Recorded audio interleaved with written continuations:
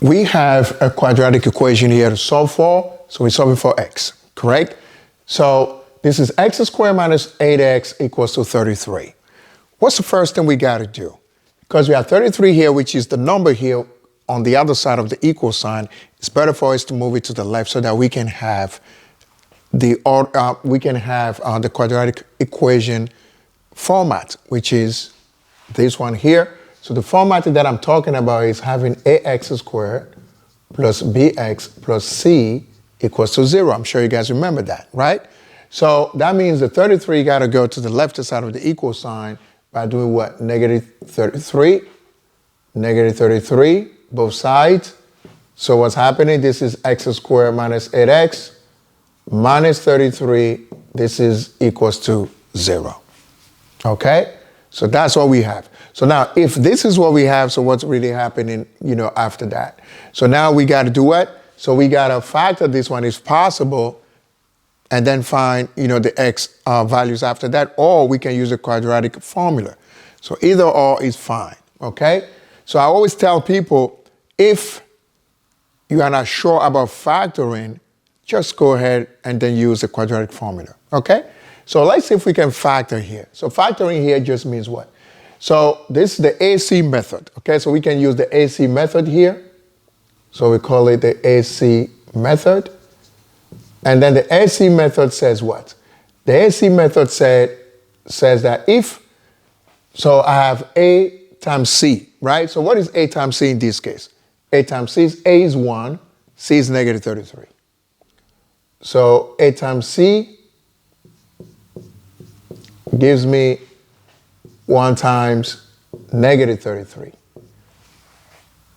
which is equal to negative 33. So I'm looking for two numbers that will multiply to give me what? Negative 33. And then same two numbers add up will give me what? The B, which is negative 8.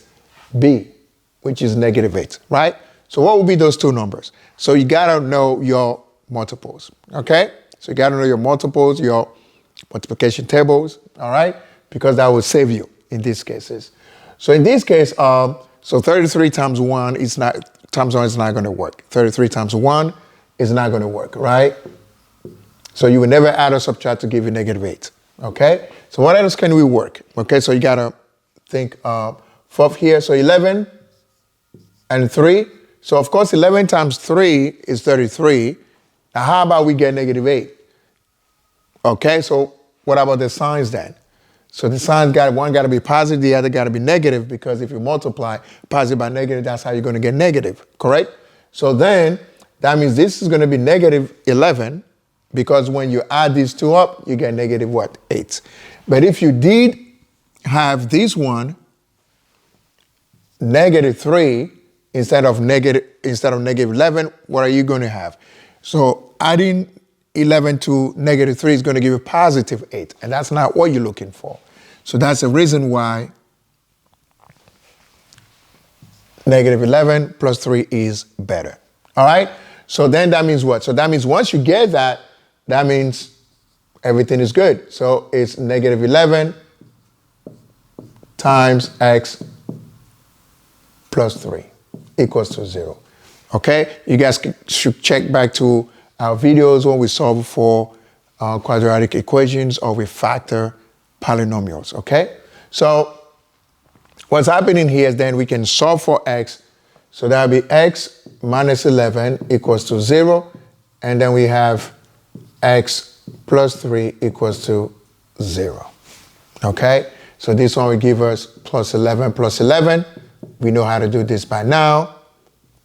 So x equals to 11, okay, minus 3. This is negative 3, okay? So solving for x, these are the two answers that you got, okay? So ladies and gentlemen, if you are not able to solve for these problems, like here, these two equations, give me a call, ring me up, or send me an email, okay? So we can work together. All right, so this is what we have when we're solving for a quadratic equation. Okay, like I said, if you know how to factor quickly, fine, you keep going. Okay, even here we took time to explain. If not, it could have been faster. If you're not confident with factoring, go with quadratic formula. Okay? All right.